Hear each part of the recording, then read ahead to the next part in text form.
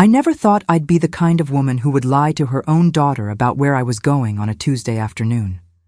But there I was, at 61 years old, standing in front of my bathroom mirror, applying lipstick with trembling hands, about to meet a man who wasn't my husband. A man who knew me before I became a wife, before I became a mother, before I became invisible. Let me take you back to where this all started, because I need you to understand that I'm not a bad person. My name is Eleanor, and for 38 years I've been married to Robert. We live in a quiet neighborhood in Portland, Oregon, in a house with pale blue shutters and a garden I tend to every spring. We have 2 grown children, Michael and Sarah. Sarah just had her first baby 6 months ago, a beautiful little girl named Emma. I should be the happiest grandmother alive. Instead, I feel like I'm suffocating under the weight of a life that no longer fits. Robert retired 2 years ago from his accounting firm. I thought retirement would bring us closer together, that we'd finally have time for each other, after decades of raising kids and building careers. But instead, he spends his days in the garage restoring a vintage Mustang that he'll probably never drive. And I spend mine wondering when exactly I stopped mattering. When did I become just the woman who does the laundry and cooks the meals? When did he stop seeing me? 3 months ago, I joined Facebook. I know, I was probably the last person my age to finally give in, but Sarah kept insisting it would help me stay connected with old friends. And that's when I saw his name pop up in the People You May Know section, Daniel Archer.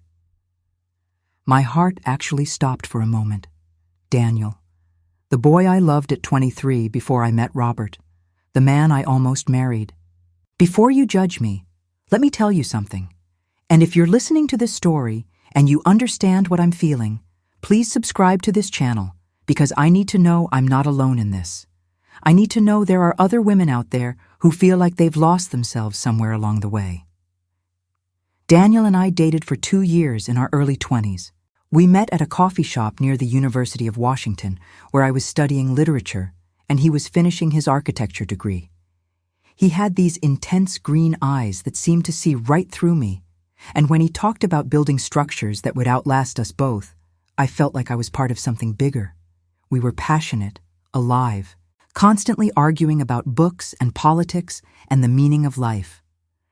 We made plans to move to San Francisco together after graduation. But then, my father got sick. Cancer. He needed someone to help my mother take care of him, and I was the only child. I came back to Portland, and the distance between Daniel and me grew into something neither of us could bridge. He got a job offer in Chicago.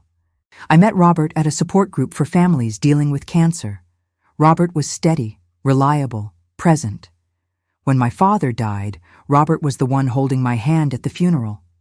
Daniel sent flowers. I married Robert 6 months later. I told myself it was love. Maybe it was. Or maybe it was just exhaustion and the desperate need to feel safe after watching my father waste away. Daniel sent a card to our wedding. I never responded. And now, 38 years later, there was his face on my computer screen. Older, with silver in his dark hair and lines around those green eyes, but still unmistakably him. My hand hovered over the Add Friend button for 3 days before I finally clicked it. He accepted within an hour. And then he messaged me. Eleanor, is it really you? I've thought about you so many times over the years. How have you been? I stared at those words for 20 minutes before responding. What was I supposed to say? That I'd spent nearly 4 decades in a marriage that had slowly drained the color from my life? That I couldn't remember the last time my husband had really looked at me, really seen me? Instead, I typed, I'm good. Married, 2 kids, 1 grandchild, living in Portland. You? His response came quickly. Divorced, no kids, still in Chicago, still designing buildings, still thinking about the girl who got away. That last sentence, those 7 words, they cracked something open inside me that I'd sealed shut decades ago.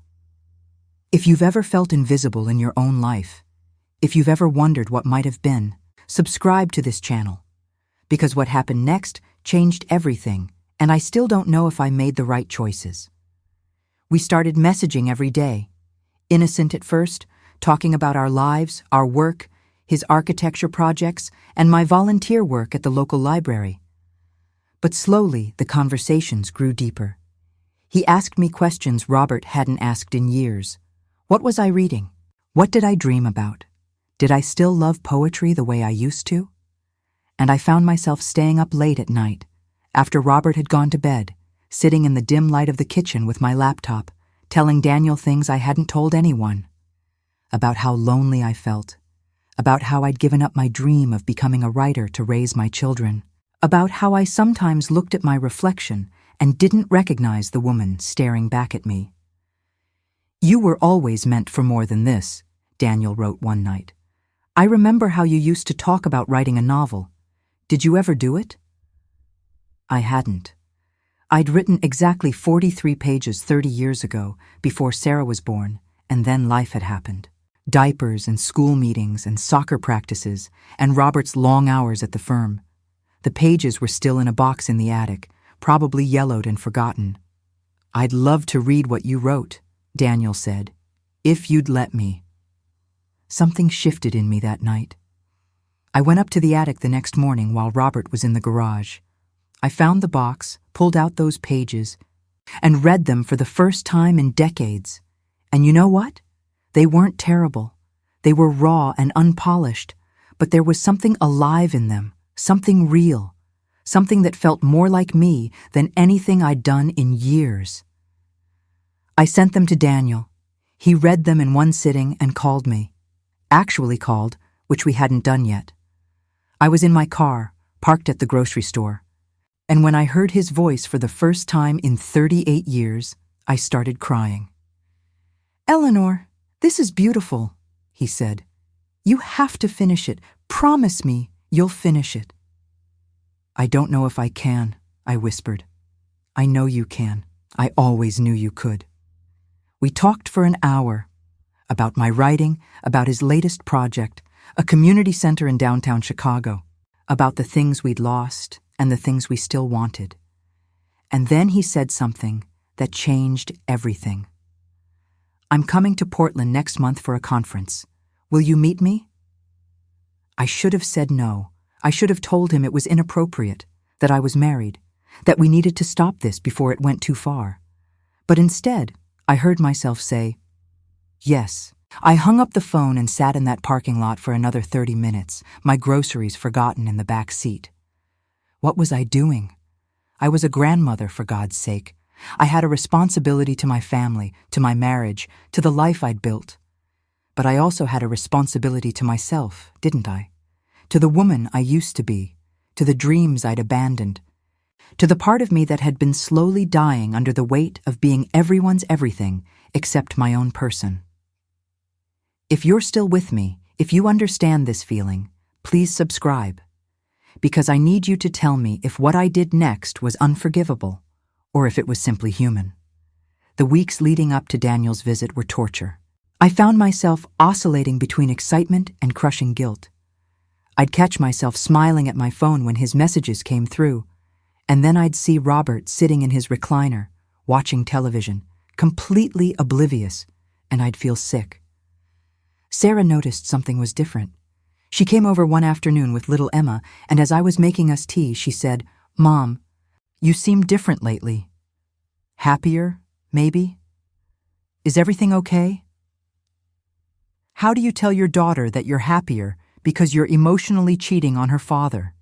That you're feeling alive for the first time in years because a man from your past is paying attention to you? "I'm fine, honey," I lied. "Just feeling good. Maybe it's the spring weather." She looked at me with those knowing eyes, so much like Robert's, and I had to turn away. I started taking more care with my appearance. Nothing drastic, but I got my hair trimmed and highlighted, started wearing clothes that weren't just comfortable but actually flattering. Robert noticed. "You look nice," he said one evening, glancing up from his phone. "Special occasion?" "No," I said. "Just felt like making an effort." He nodded and went back to scrolling through car parts websites. And I thought, this is what we've become. Strangers sharing a house. That night, I wrote Daniel a long email. I told him that maybe meeting wasn't a good idea, that I was confused and scared and didn't trust myself. I told him that I loved my family, even if I felt invisible in it. His response came at 2 a.m.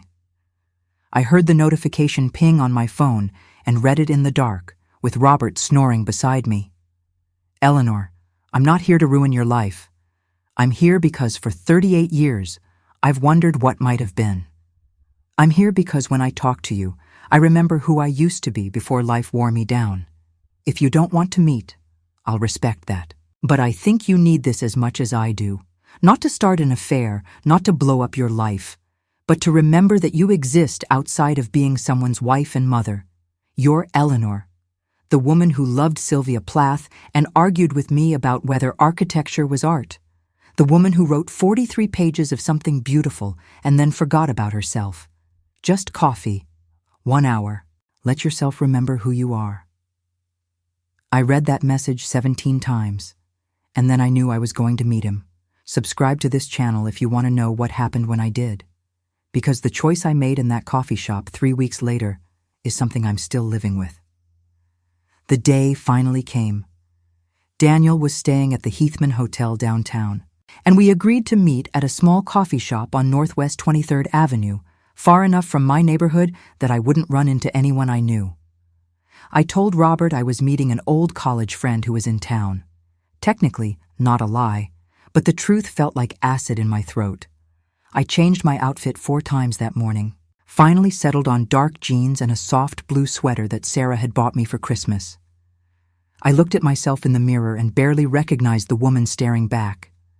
My eyes were bright with something I couldn't name. Fear? Excitement? Anticipation? I arrived 10 minutes early and sat in my car, hands gripping the steering wheel, having a full argument with myself. I could still leave. I could text him, say I was sick, that this was a mistake. But my body wouldn't move, because another part of me, the part I'd buried for decades, was screaming that I deserved this. 1 hour. One conversation with someone who saw me as Eleanor, not as Robert's wife or Sarah and Michael's mother or Emma's grandmother. I walked into the coffee shop at exactly 2 o'clock, and there he was. Daniel stood when he saw me, and I watched 38 years fall away from his face. He was thinner than I remembered, distinguished in that way some men get lucky enough to become. The green eyes were the same, though, still intense, still seeing right through me. Eleanor, he said, and my name in his voice felt like coming home.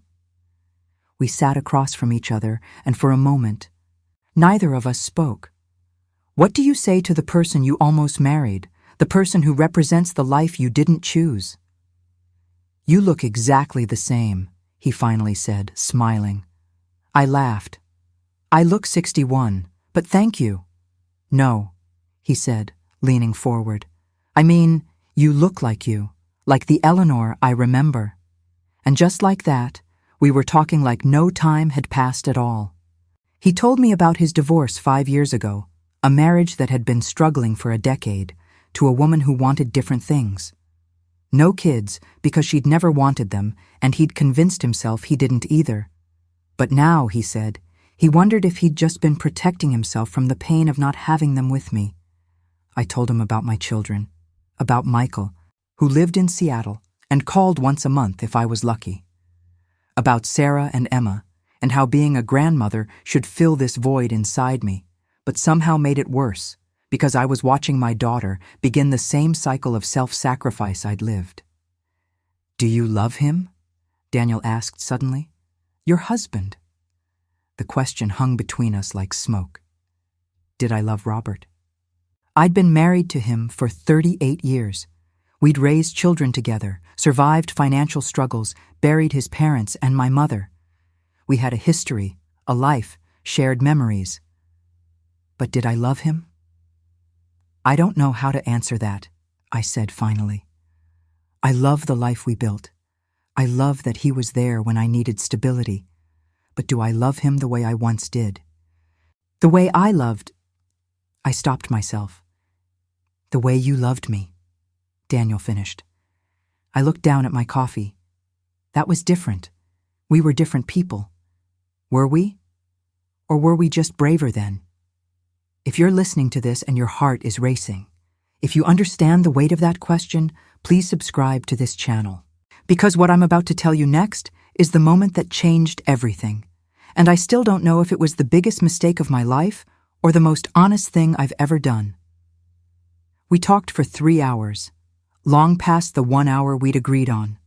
We talked about the books we'd read, the places we'd traveled, the dreams we'd abandoned, and the ones we still carried. He told me about a building he was designing for a women's shelter, how he wanted it to feel like hope embodied in steel and glass. I told him about the novel I'd started writing again, just 43 old pages plus 17 new ones I'd written in the past few weeks. "Eleanor, you have to promise me you'll finish it," he said, reaching across the table and taking my hand. That touch. That simple gesture, his hand on mine. I felt it everywhere. Felt it like electricity, like awakening, like every cell in my body suddenly remembered what it was to be alive. I should have pulled away, but I didn't. "Come back to my hotel," he said quietly. "We'll just talk more. I have to fly back tomorrow and I don't want this to end yet." Every alarm bell in my body was ringing. This was the line. This was where it stopped being emotional connection and became something else, something I couldn't take back. "I can't," I whispered. "I know," he said, but his hand stayed on mine. I looked at this man who had once been my whole world, who represented the life I'd chosen not to live. And I looked at my phone, where I had 3 missed calls from Robert. Probably wondering where I was, probably needing me to pick up something from the store, or make dinner, or simply be present in the life I'd committed to. "1 hour," I heard myself say. "We'll talk for 1 hour, and then I have to go home." The look in his eyes should have stopped me. It was hope and hunger, and something deeper, something that recognized me in a way I hadn't been recognized in decades. We walked to his hotel. It was only 3 blocks away, but every step felt momentous, like I was walking toward a cliff edge. Part of me was screaming to turn back. Part of me felt more alive than I had in years. His room was on the 14th floor, overlooking the city. I stood by the window, looking down at the streets below, at people going about their normal lives, not standing in hotel rooms with men who weren't their husbands. "I've thought about you every day for 38 years, Daniel said behind me. "Every single day, I've wondered what you were doing, if you were happy, if you ever thought of me." I turned to face him. Every day is too many days to think about someone you're not with. "Exactly," he said. "So why do we do it? Why do we spend our lives thinking about people we're not with instead of being present with the people we are with?" "Because maybe we're with the wrong people," I said, and the words felt like betrayal and truth all at once. He moved closer, not touching me, but close enough that I could feel the heat of him, smell his cologne, something woody and expensive that reminded me of the cologne he wore when we were young. "Tell me to leave," I said. "Tell me this is crazy and I should go home to my husband." "I can't," he said, "because I think we both need this, whatever this is." And then he kissed me. If you're still listening, if you haven't judged me and closed this video, please subscribe, because I need you to understand what happened in that moment. It wasn't just a kiss. It was 38 years of wondering and longing and lost possibilities all crashing together. It was remembering what it felt like to be desired, to be seen, to be chosen. We kissed for what felt like hours, but was probably only minutes. And then I pulled away, my heart hammering, tears streaming down my face. "I can't do this," I said. "I can't. I have a granddaughter. I have a daughter who trusts me. I have a husband who—" I stopped because I couldn't finish that sentence. What did I have with Robert? A routine? A shared history? A marriage that had become more about coexistence than connection? "I know," Daniel said, his voice rough. "I know. I'm sorry. I shouldn't have—" "No," I interrupted. "Don't apologize, because I wanted it too. That's the problem. I wanted it, and I still want it, and I don't know what that makes me. Human, he said simply. It makes you human. I gathered my things, my hands shaking. I have to go. Eleanor, wait. I turned at the door. Finish your novel, he said. Promise me. Even if we never see each other again, promise me you'll finish it. Don't let yourself disappear again. I nodded, unable to speak, and left. I sat in my car in the parking garage for an hour, crying so hard I thought I might break apart. What had I done? I'd kissed another man. I'd wanted more. I'd stood in that hotel room and considered throwing away 38 years of marriage for a few hours with someone who made me feel alive. And the worst part? I was crying not because I'd done it, but because I'd stopped. When I finally got home, Robert was in the garage, exactly where I'd expected him to be. I walked in, and he barely looked up. You were gone a long time, he said, not accusatory, just stating a fact. Yeah, I said. We had a lot to catch up on. That's nice, he said, turning back to his car. Oh, Sarah called. Something about having dinner together this weekend. I stood there, looking at my husband of 38 years, this man I'd built a life with, and I felt nothing. No guilt, no relief, no connection. Just nothing. And that's when I realized the truth. I hadn't betrayed Robert by kissing Daniel. I'd betrayed myself years ago by staying in a marriage that had slowly erased me, by choosing safety over passion, by letting myself become invisible. That night, I couldn't sleep. I lay next to Robert, listening to him snore, and I pulled out my phone. Daniel had sent a message. Thank you for today, for letting me see you again. Whatever you decide to do with your life, remember, you deserve to be happy. You deserve to be seen. You deserve to exist as Eleanor, not just as someone's wife or mother. Finish the novel. Live your life. Be brave enough to choose yourself. I read that message probably 50 times, and then I got up, went downstairs, opened my laptop, and wrote until sunrise. That was 3 weeks ago. Since then, I've written another 80 pages. I've started going to a writing group at the library on Tuesday nights. Told Robert it was a book club. I've been looking at apartments, just looking, just imagining what it might be like to live in a space that was mine alone. I haven't told Daniel any of this. We've only exchanged a few brief messages since that day. Nothing inappropriate, just checking in. But here's the thing I can't stop thinking about. That kiss unlocked something in me that I can't put back. It reminded me that I'm not just a supporting character in everyone else's story. I'm the main character in my own life, and I've been living like I'm already dead. Subscribe to this channel if you want to know what happens next, because I honestly don't know myself. Sarah is bringing Emma over this afternoon, and I'm supposed to babysit while she goes to a doctor's appointment. Robert is taking his car to a show this weekend. Michael called yesterday for the first time in 6 weeks, asking if we could help him with a down payment on a house. Everyone needs something from me. Everyone expects me to show up and be present and give pieces of myself away like I'm an endless resource. And I'm sitting here at 61 years old, wondering, what do I need? What do I want? If I were to walk away from this life, start over, finish my novel, maybe even call Daniel and see if that kiss was a moment or the beginning of something, would that make me selfish? Or would it make me honest?